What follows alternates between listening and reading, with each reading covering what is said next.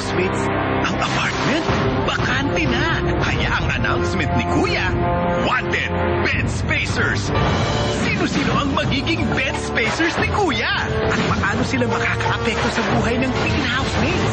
Ito ang panibagong clash na dapat mong pakatutukan ngayong linggo sa Pinoy Big Brother Teen Clash of 2010. Gabi-gabi sa ABS-CBN. Sa loob ng 3 linggo na buong espesyal na samahan ni Slav, Shea at Joe. Do you know what's worth fighting for? That's not worth dying for. To take your breath away and you feel yourself suffocating. Baka mamaya pakiwalin nga tayo. O pare, di ko kaya. Magpapasasin ko na. Ngayon pala ako yung love ko to.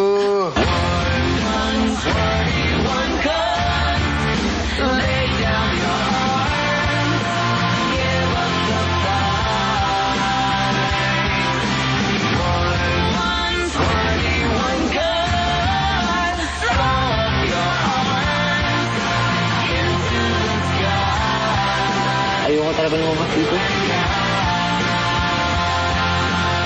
Kaya naman ang pinakamatalik na kaibigan ni Slav na sina Joe at Shea, di na nilubayan ang kasama nilang walang kaalam-alam sa napipintong paglabas.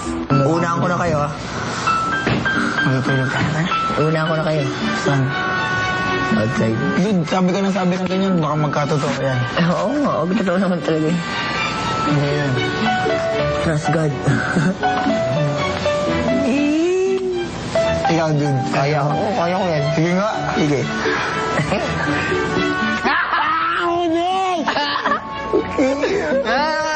Talo ko. I'm sorry.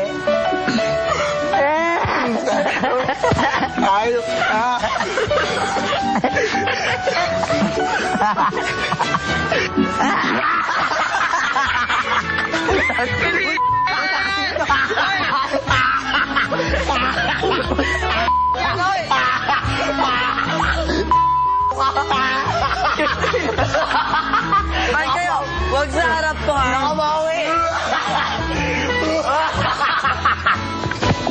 Hindi yan yata.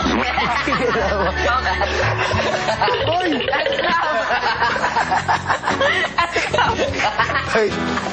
Slav, wag ka dito.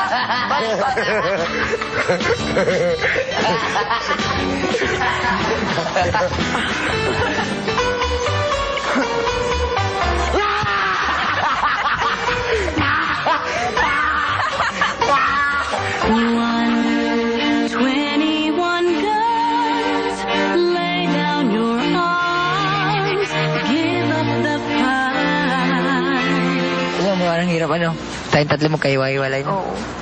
Hirap.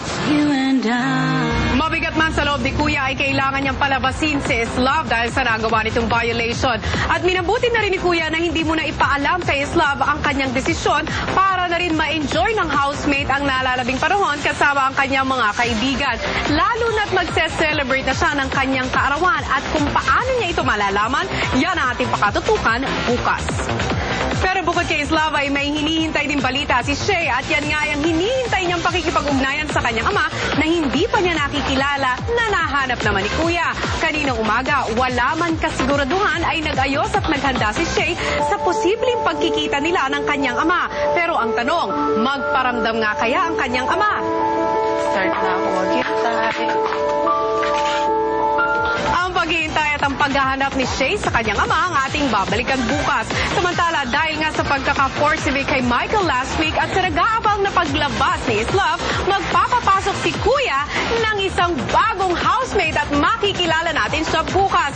Ako pa rin si Tori Gonzaga at nakasakay pa rin kayo sa pinaka-hit ng biyahe ng mga kabataan ngayong summer. Ito ang Pinoy Big Brother Teen Clash of 2010. Yo, kumo! Birthday. Loko mo! Salamat! May mga bagay na maaaring biro lamang sa inyo.